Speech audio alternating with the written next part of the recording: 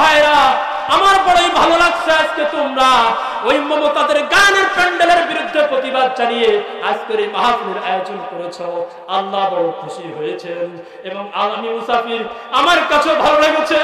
হে আল্লাহ, হে আল্লাহ, হে আল্লাহ, আমি এই সামনে উপবিষ্ট মুরব্বীদেরকে নিয়ে মঞ্চে সমস্ত উলামায়ে কিরামকে নিয়ে আমি দোয়া করছি। হে আল্লাহ, আমার এই যুবক ভাইদেরকে তুমি আদর্শ যুবক হিসেবে খালিদ বিন ওয়ালিদের মতো কবুল ও মঞ্জুর করে নাও। সকলেই বলেন আমিন। এভাবে প্রতি বছর কোরআনের তাফসীরের মাহফিলের আয়োজন করতে পারে সেই তৌফিক দাও। সকলেই বলেন আমিন। এভাবে প্রত্যেকটা অঞ্চলে গানের বিরুদ্ধে প্রতিবাদ জানিয়ে তাফসীরুল কোরআন মাহফিলের আয়োজন করতে পারে। আলহামদুলিল্লাহ, ইতিমধ্যে বাংলাদেশের প্রত্যেকটা অঞ্চলে এই রসুম শুরু হয়েছে।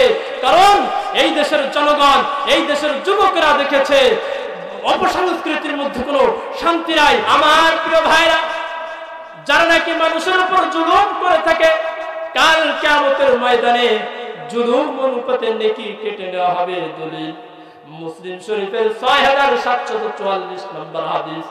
আন নবী হুরায়রা রাদিয়াল্লাহু আনহু, হযরত আবু হুরায়রা রাদিয়াল্লাহু আনহু থেকে বর্ণিত, আন্না রাসূলুল্লাহ সাল্লাল্লাহু আলাইহি ওয়াসাল্লাম قال, নবীজি সাল্লাল্লাহু আলাইহি ওয়াসাল্লাম ইরশাদ করেছেন, قال المفلس, যে জানো আল মুফলিসু, আমার সাহাবীরা বলো তো দেখি যে আমাদের সমাজের দারিদ্র কি?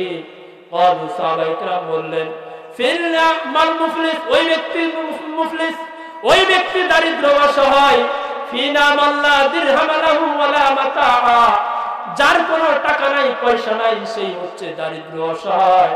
ফাকালা, নবীজি সাল্লাল্লাহু আলাইহি সাল্লাম বললেন, না, মিন উম্মতি, আমার উম্মতের ওই ব্যক্তি হচ্ছে দারিদ্র, ইয়াউমাল কিয়ামাতি বিসালাতিন ওয়া সিয়ামিন ওয়া যাকাতিন, যে নাকি কিয়ামতের দিন নামাজ, রোজা, হজ, যাকাত, দুনিয়ার সমস্ত সব নিয়ে হাশরের ময়দানে উঠবে। কিন্তু দেখা যাবে ওয়ায়াতি কদ শাতামা হাদা, এই ব্যক্তি কাউকে গালি দিয়েছিল, ওয়াদরাবা হাদা, কাউকে আঘাত দিয়েছিল, ওয়া কাযাফা হাদা, কাউকে মিথ্যা অপবাদ দিয়েছিল, মিথ্যা সাক্ষী দিয়েছিল, ওয়া কালামা আলা হাদা, কারোর সম্পদ আত্মসাৎ করেছিল, ওয়া সাকাফা দামা হাদা, কাউকে রক্তপাত করেছিল। ফায়ুতা হাদা মিন হাসানাতিহি ওয়া হাদা মিন হাসানাতিহি, কাল কিয়ামতের ময়দানে এই ব্যক্তির, এই জালিম থেকে সমস্ত নেকি কেটে মাজলুমকে দিয়ে দেওয়া হবে। ফাইন ফানিয়াত হাসানাতুহু ক্বাবলা আন ইউকদা মা আলাইহি, এরপরে দেখা যাবে পাওনাদাররা রয়ে যাবে, পাওনা পরিশোধ হবে না। এখন কি করা হবে? ওই জালিমের তো আর কোনো নেকি নাই। ফায়ুখাযু মিন খতায়াহুম, এবার ওই জালিম থেকে মাজলুমদের সমস্ত যে গুনাহগুলো আছে জালিমের উপর চাপিয়ে দেওয়া হবে। ফাতুরিহাত আলাইহি সুম্মা তুরিহা ফিন্নার, এরপর ওই জালিমকে শূন্য অবস্থায় জাহান্নামে নিক্ষেপ করা হবে। নবীজি সাল্লাল্লাহু আলাইহি সাল্লাম বললেন, ও আমার সাহাবারা, আমার উম্মতের এই ব্যক্তি হচ্ছে দারিদ্র, যে নাকি নামাজের সব, রোজার সব, দানের সব, দুনিয়ার সমস্ত নেকামল নিয়ে হাশরের ময়দানে উঠলো, কিন্তু দেখা গেল এ কারোর উপর জুলুম করেছিল, কাউকে মিথ্যা মামলা দিয়েছিল, রক্তপাত করেছিল, গীবাত করেছিল, এভাবে কাউকে কষ্ট দিয়েছিল। যে যেভাবেই মানুষের উপর জুলুম করুক না কেন, ওই কষ্ট দেওয়ার কারণে বিশাল এই হাবিব সাহেবের সমস্ত নেকগুলো মাজলুমকে দিয়ে দেওয়া হবে। পরিশেষে তাকে শূন্য অবস্থায় জাহান্নামে নিক্ষেপ করা হবে। আল্লাহর নবী সাল্লাল্লাহু আলাইহি সাল্লাম বললেন, আমার সাহাবারা, আমার উম্মতের এই ব্যক্তি হচ্ছে সবচাইতে দারিদ্র, নিঃস্ব, অসহায়। কি বলেন, ঠিক ঠিক না?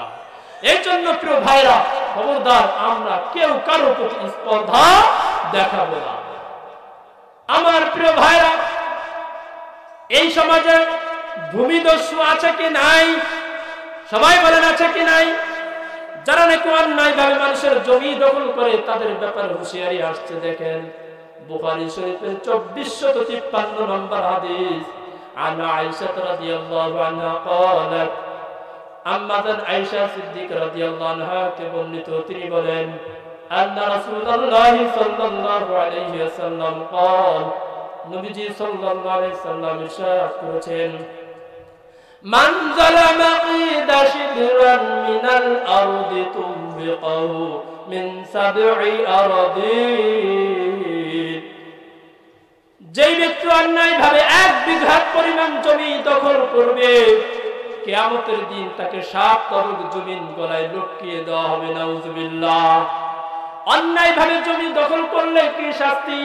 জমিনে গেড়ে দেওয়া হবে। উদাহরণ নাম্বার 2, বুখারী শরীফের 2454 নম্বর হাদিস। আন আবি সালিম আন আবিহি আন সালিম আন আবিহি قال قال رسول الله صلى الله عليه وسلم। সালিম তার পিতার সূত্রে বর্ণনা করেন, তিনি বলেন নবীজি সাল্লাল্লাহু আলাইহি সাল্লাম ইরশাদ করেছেন কি, মান নাখাযা মিনাল আরদি শাইআ বিগাইরিহি ফুসিফা বিহি ইয়াউমাল কিয়ামাতি ইলাল আরদি সাবঈন। যেই ব্যক্তি অন্যায়ভাবে জমির কিছু অংশ দখল করে নিবে, তাকে জমিনের নিচে গেড়ে দেওয়া হবে। অপর আরেক হাদিসের মধ্যে আসছে, বুখারী শরীফের 2452 নম্বর হাদিস। قال رسول الله صلى الله عليه وسلم من ظلم من الارض شيئا طوقه من 7 আরাদিন। যারা নাকি অন্যায়ভাবে মানুষের জমি দখল করে, তাদেরকে কাল কিয়ামতের ময়দানে ওই 7 তরফ জমিনকে গলায় লটকিয়ে দেওয়া হবে। এই 3টা হাদিসের 5টা ব্যাখ্যা আসছে। 1 নম্বর ব্যাখ্যা হচ্ছে, যারা নাকি অন্যায়ভাবে মানুষের জমি দখল করে, মিথ্যা মামলা দিয়ে আরেকজনের জমি ভোগ দখল করে, ব্যক্তিগত সম্পদ হোক, জনগণের সম্পদ হোক, সরকারি সম্পদ হোক, 1 নম্বরে ওই জমিকে শিকল বানিয়ে তার গলায় লটকিয়ে দেওয়া হবে। 2 নম্বরে আল্লাহ রাব্বুল আলামিন ওই জমিনের অবৈধ জমিনের নিচে কিয়ামতের ময়দানে তাকে গাড়িয়ে দিবেন। 2 নম্বর, আল্লাহ রাব্বুল আলামিন ওই অবৈধ জমি দখলকারীকে বলবেন, যাও আজকে 7 তরফ জমিনকে তুমি মাথায় নিয়ে এভাবে হাসরের ময়দানে দাঁড়িয়ে থাকো, কারণ এভাবে তোমাকে শাস্তি দিতে থাকতে হবে। কারণ কি, তুমি অবৈধভাবে মানুষের জমি দখল করেছিলে। 4 নম্বরে আল্লাহ রাব্বুল আলামিন ওই অবৈধ দখলকারীকে বলবেন, তুমি জমিনের 7 তরফ জমিনের নিচ পর্যন্ত খুঁড়তে থাকো। কি বলেন, 7 তরফ জমিনের নিচ পর্যন্ত খুঁজা কারোর পক্ষে সম্ভব হবে না। 5 নম্বরে আল্লাহ রাব্বুল আলামিন ওই জমিনকে বেড়ি পরিয়ে তার গলায় লটকিয়ে দিবেন। এভাবে তামাম হাসরবাসীর মাঝে তাকে এভাবে শাস্তি দেওয়া হবে। আমার প্রিয় ভাইরা, ব্যক্তিগত সম্পদ যদি কারো দখল করে, তাহলে ওই 8 বিঘা পরিমাণ দখল করলে যে শাস্তি দেওয়া হবে, অর্থাৎ 8 বিঘা ছাড়া যদি আরো যেই পরিমাণ অন্যায় করবে, তাকে ওই পরিমাণ শাস্তি দেওয়া হবে। কি বলেন, ঠিক কি ঠিক না?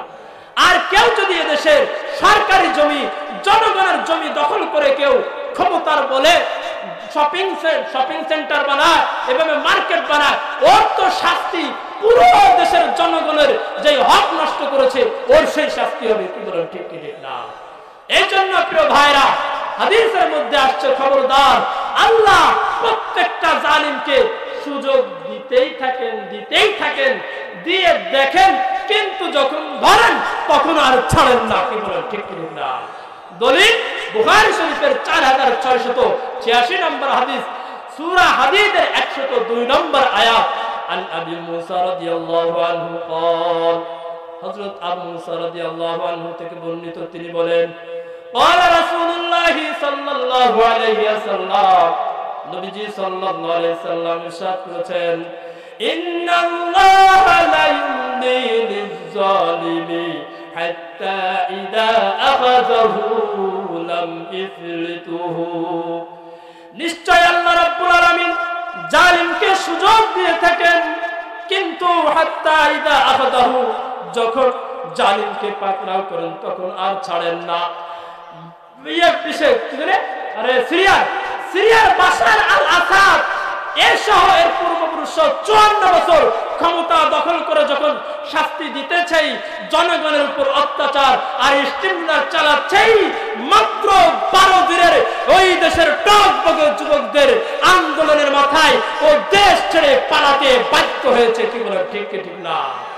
আমার বাংলাদেশে যখন 41 সাল পর্যন্ত ঘোষণা দেওয়ার পরে এদেশের মানুষের উপর জুলুম নির্যাতনের ইস্তিমদার চালানো হতেছিল, তখন চলতেছিলাই এদেশের ছাত্র জনতা যখন মাঠে নেমেছে তখন স্বৈরাচারদের আল্লাহ তাআলা শিক্ষা দিয়েছেন। কি বলেন ঠিক কি ঠিক না? এই জন্য আল্লাহ রাব্বুল আলামিন সূরা হাদীদের মধ্যে ঘোষণা করলেন, وَكَذَلِكَ أَخْذُ رَبِّكَ إِذَا أَخَذَ الْقُرَى وَهِيَ ظَالِمَةٌ إِنَّ أَخْذَهُ أَلِيمٌ شَدِيدٌ।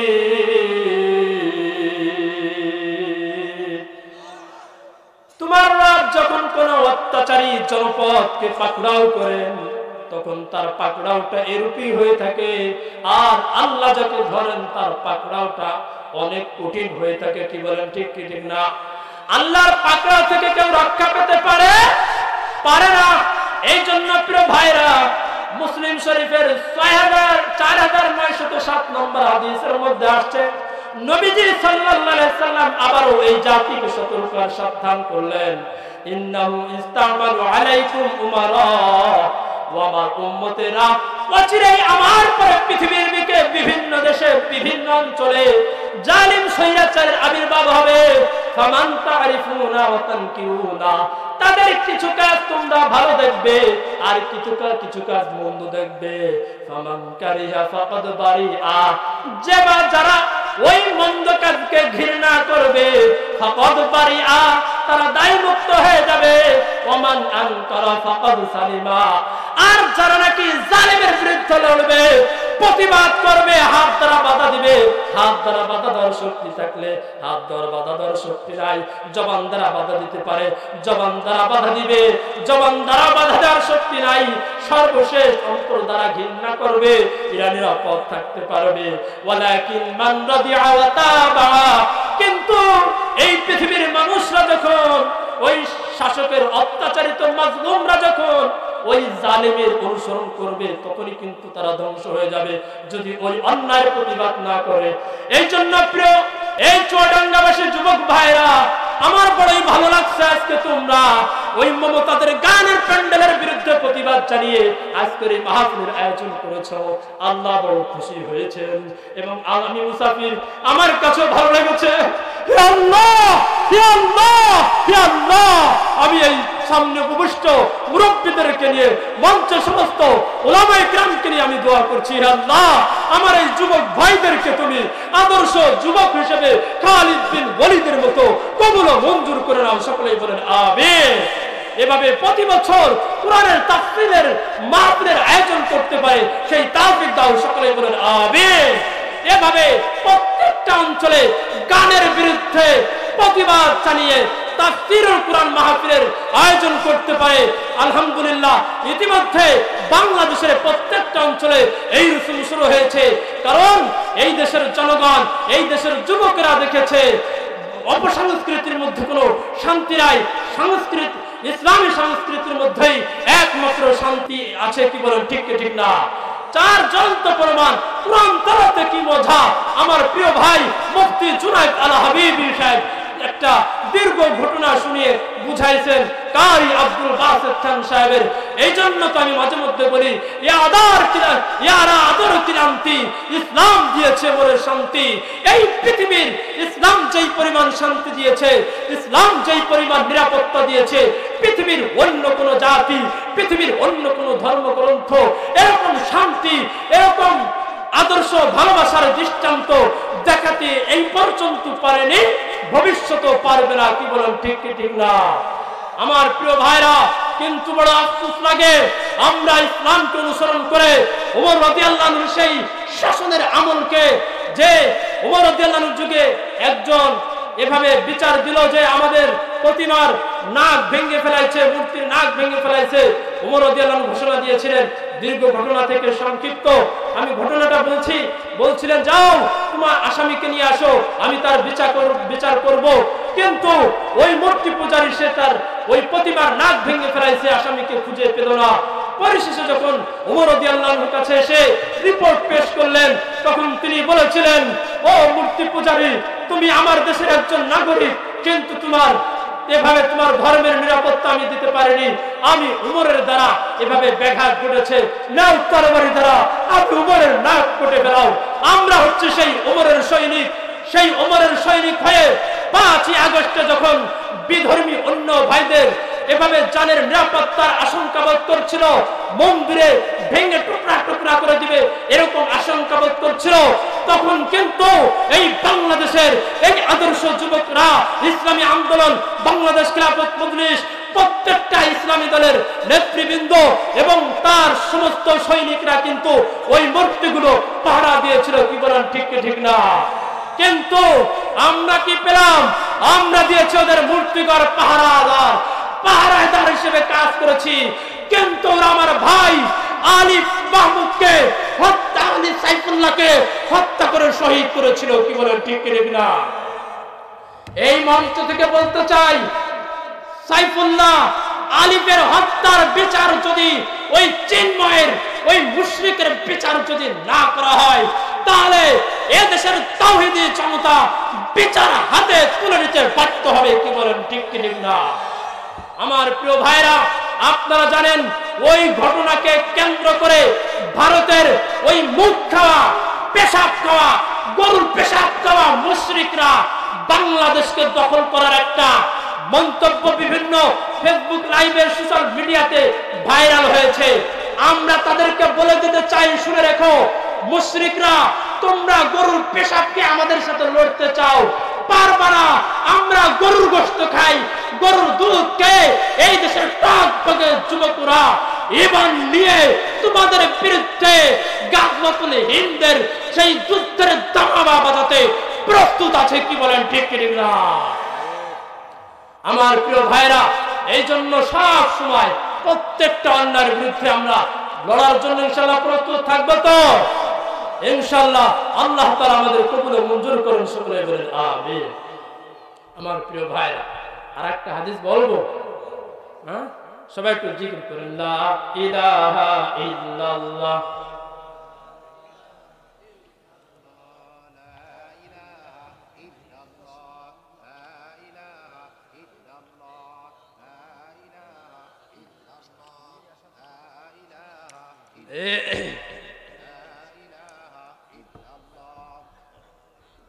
লা ইলাহা ইল্লাল্লাহ, খালেদা হাসিনা গায়রুল্লাহ, আমাদের মালিক আল্লাহ তাআলা, লা ইলাহা ইল্লাল্লাহ।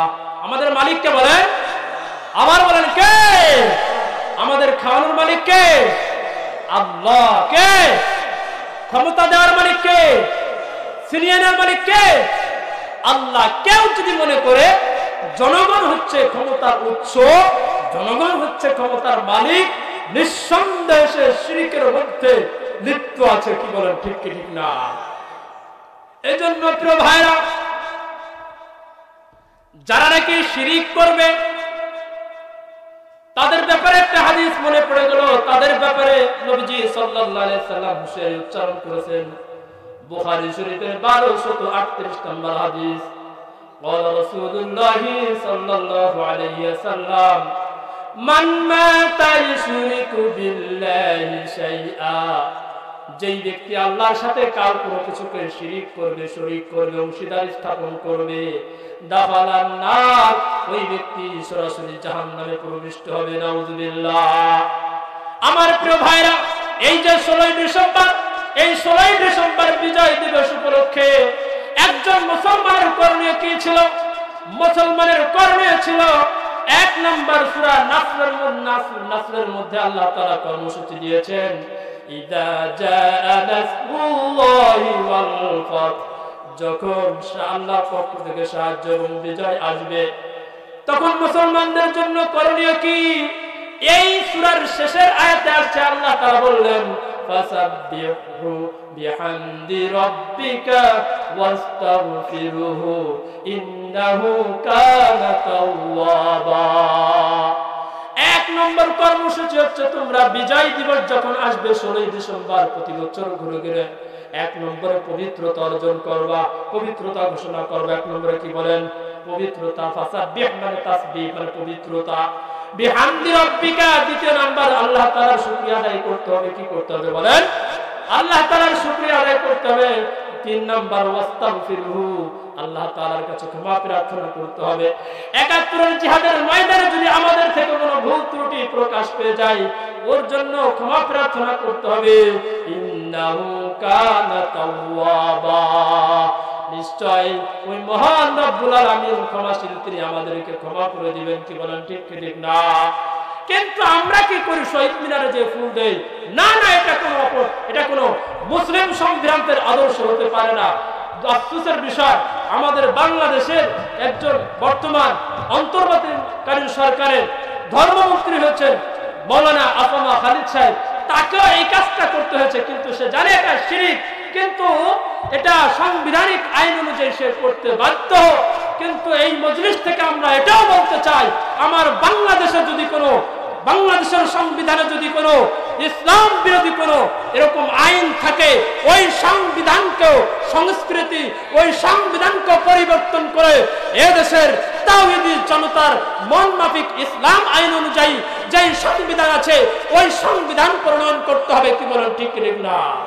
আল্লাহ রাব্বুল আলামিন এই দেশ ও জাতিকে, সমাজকে সহিহ উদ্ধার করেন। সকলে বলেন আমিন।